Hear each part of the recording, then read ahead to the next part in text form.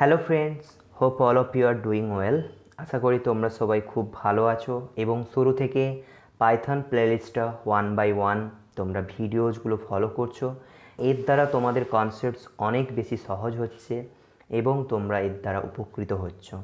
তোমরা like, comment, share করো এবং বেশি বেশি করে সাবস্ক্রাইব করো, যাতে করে আমাদের এই প্রোকোডার আঙ্কটিপ চ্যানেলটা আরও বেশি এগোতে পারে। আজকে আমরা যে টপিক নিয়ে আলোচনা করব সেটা হলো গিয়ে function. So what is a function? A function groups a set of statements together to run the statements more than once. তাহলে এখানে এটাই বলছে যে অ্যাকচুয়ালি ফাংশন এই কারণে তৈরি হয় যাতে করে আমরা মাল্টিপল টাইমস একটা চাঙ্ক অফ স্টেটমেন্টস বা গ্রুপ অফ স্টেটমেন্টস আমরা বলতে পারি, যেটাকে মাল্টিপল টাইমস কিন্তু এক্সিকিউট করাতে পারি। ঠিক এই উদ্দেশ্য নিয়েই ফাংশনটা তৈরি। প্যারামিটার্স ওর আর্গুমেন্টস ফাংশনের মধ্যে দিয়ে তার ডিজায়ার্ড রেজাল্টটা ইউজার কিন্তু এখান থেকে পেতে পারে। তো নেক্সট এখানে বলা আছে যেমন লেন্থ ফাংশনটা ইউজ হয় স্ট্রিংয়ের ক্ষেত্রে, যেটা একটা বিল্ট ইন পাইথন ফাংশন, যার দ্বারা আমরা স্ট্রিংয়ের কিন্তু লেন্থ পাই। তো এটাও কিন্তু একটা ফাংশন, এলইএন বলে, এইটা একটা পাইথন ইনবিল্ট ফাংশন।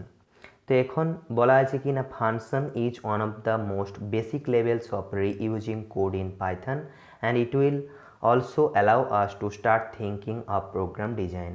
নেক্সট হচ্ছে যে আমরা এখানে একটা এক্সাম্পল নিয়েছি যেখানে আমরা ফাংশনটা ডিফাইন করেছি ইন্ট্রো বলে একটা ফাংশন। তো যেখানে আমরা বেসিক্যালি কোনো প্যারামিটার বা আর্গুমেন্ট এর মধ্যে দিইনি, আর ফাংশনের মধ্যে যেটা আমরা স্টেটমেন্ট হিসেবে নিয়েছি যে print hey my name is Deep. যদি আমরা এই সেলটাকে রান করাই তাহলে কি আসছে না, আমরা কিছুই রেজাল্ট পাইনি।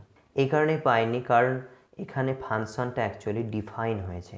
যে ডিফাইনিং, আমরা ফাংশনটাকে ডিফাইন করেছি ইন্ট্রো ফাংশনটাকে, আর তার মধ্যে আমরা এই স্টেটমেন্টটাকে প্রিন্ট রেখেছি। তো সেই জন্য এটা কিন্তু প্রিন্টিং যে রেজাল্টটা যেটা হয় এমনিতে, সেটা কিন্তু এখানে আসলো না। এখন আমরা যদি কল করি ওই ফাংশনটাকে তখন কিন্তু রেজাল্ট পাবো। কীভাবে কল করতে হয়? কলিং ইট।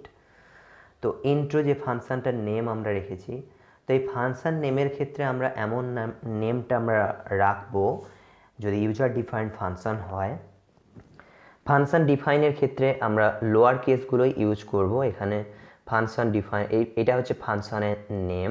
অ্যাকচুয়ালি ডিইএফ এটা হচ্ছে কিওয়ার্ড, আর ইন্ট্রো INTRO এটা হচ্ছে অ্যাকচুয়ালি ফাংশনের নেম। দিয়ে এইখানে প্যারেন্থেসিস দিতে হয়, এটা হচ্ছে রুলস ফর ডিফাইনিং ফাংশন।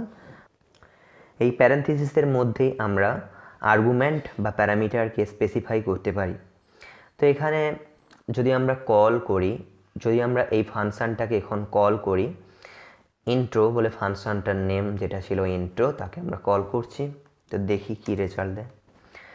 তো হ্যাঁ, এখন আমাদের যে ডিজায়ার্ড রেজাল্টটা ছিল, যেটাকে প্রিন্ট করতে হতো, ওই ফাংশনটাকে কল করেছে। ওই ফাংশনটাকে কল করা মানে ওর মধ্যে স্টেটমেন্টসগুলো এক্সিকিউট হবে। তো সেইটা এক্সিকিউট হয়ে আমাকে এই রেজাল্ট দিল, hey my name is Deep. Just এটা একদম ইজি ফাংশন ডিফাইনিং।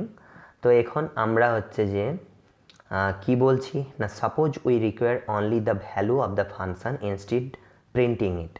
তাহলে এখন আমরা প্রিন্টিং করার জায়গায় শুধুমাত্র ভ্যালু হিসেবে স্টোর করাতে চাই, যে কোনো কিছু আমরা প্রিন্ট করব না, কিন্তু ওই ফাংশন কোনো একটা ভ্যালু আমাদেরকে দেবে, সেটাকে আমরা স্টোর করাতে চাই।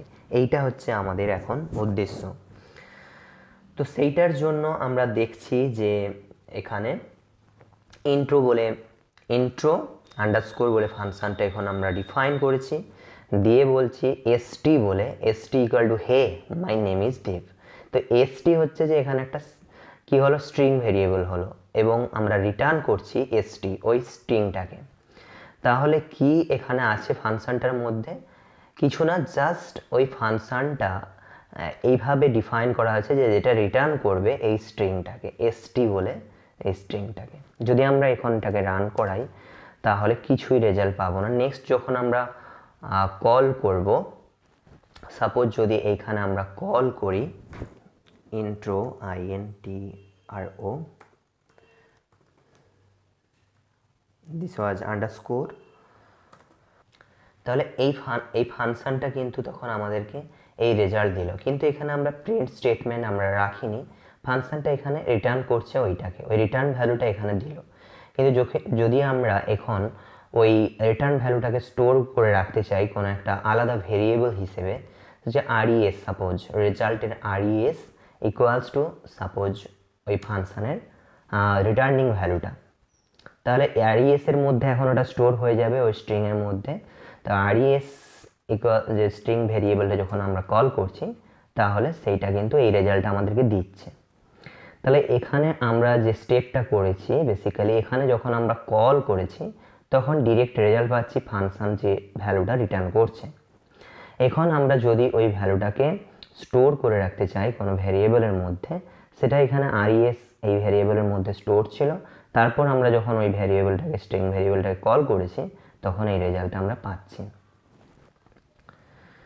তো নেক্সট হচ্ছে কি range function, exercise 2 range function. Range ফাংশনে এইটা একটা রেঞ্জ হচ্ছে যে একটা ফাংশন, এবং এর মধ্যে আমরা এইটাকে আর্গুমেন্ট হিসেবে নিয়েছি 3।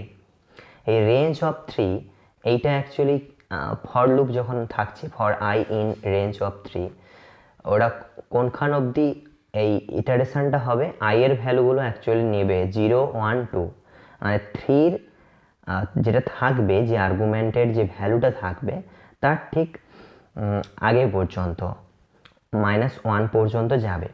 তাহলে 3 আছে, 3 - 1 2 পর্যন্ত যাবে, 0 থেকে স্টার্ট হবে। তো 0 1 2 0 1 2, তাহলে এটাই প্রিন্ট হবে ফর লুপের ক্ষেত্রে, জাস্ট এটাই।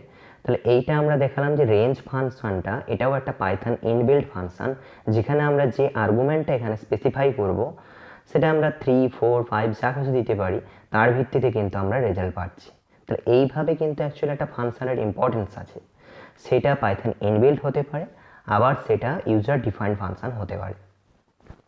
এখন যদি আমরা এটাকে লিস্ট ফরম্যাটে নিতে চাই, সাপোজ রেঞ্জ অফ 3 কে যখন আমরা অ্যাকচুয়ালি ডিরেক্ট কল করি, তখন যে রেজাল্ট পাই রেঞ্জ অফ 3, সেটা আমাদেরকে অ্যাকচুয়ালি 0 1 2 এভাবে শো করে না। রেঞ্জ অফ 3 অ্যাকচুয়ালি এটা একটা ইটারেটর হিসেবে আছে, রেঞ্জ অফ 0 3, রেঞ্জ 0 3 এটাই জাস্ট প্রিন্ট হয়, মানে 0 থেকে 3 পর্যন্ত রেঞ্জিং আছে। এখন আমরা যদি লিস্টে এটাকে কনভার্ট করি, তখনই আমরা 0 1 2 এই রেজাল্টটা পাবো, লিস্ট অফ রেঞ্জ অফ 3, তাতে করে আমরা পাচ্ছি 0 1 2।